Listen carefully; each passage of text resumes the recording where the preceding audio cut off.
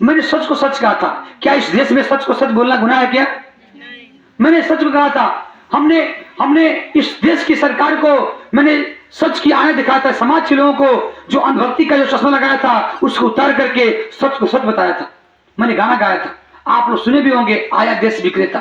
सुनिए आप लोग, सुनिए ना वो गाना, कोई गलती नहीं, सुनिएगा आप लोग यूट्यूब पर। जो नहीं सुने होंगे, विशाल गाजीपुरी ऑफिशियल मेरा यूट्यूब चैनल का नाम है, उसको आप सुनिएगा, मेरे चैनल को सब्सक्राइब भी कर लीजिएगा। वो गाना था कि आप सुने भी होंगे कि कुछ साल पहले कि देश को बेच दिया, देश को बेच दिया, देश को बेच दिया। एक छोटा बच्चा से पूछे कि देश को बेच दिया, एक छोटा बच्चा बताएगा कि देश को कौन बेच दिया?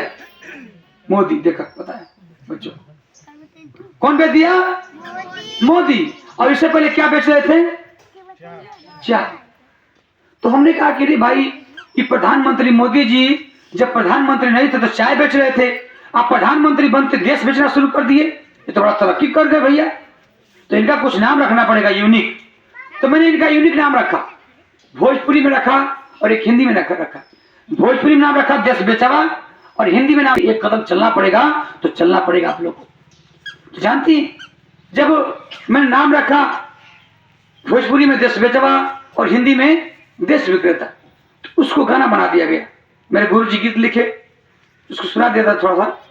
मेरा गला बैठे लगातार कंटिन्यू चलने से दिक्कत हो रही है, लेकिन फिर भी हम कोशिश कर रहे हैं कि जब भारत अपना बिखरा था तब चंद्रगुप्त ने अखंड किया, फिर अपनी कलम के दम पे उसे भीमराव ने बुलंद किया।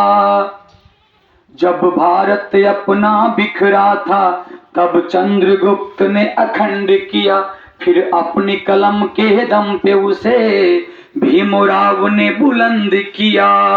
उस देश के कुर्सी पे अब तो ऐसा ठग है बैठा, उस देश के कुर्सी पे अब तो ऐसा ठग है बैठा, जो देश को ऐसे बेच रहा कि नाम पड़ा विक्रेता।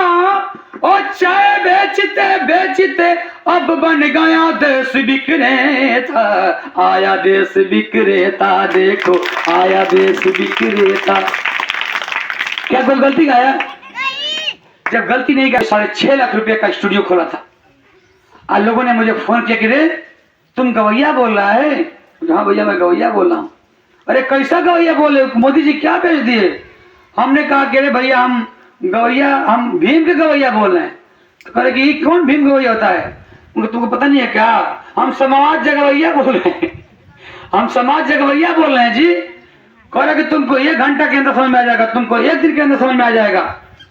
उन लोगों ने क्या किया कि मुझे गोली मारने का धमकी दिया, और 1-1 रुपया इकट्ठा करके मैं 6.5 लाख का स्टूडियो खोला था, स्टूडियो जहाँ से मैं गाना गाता था।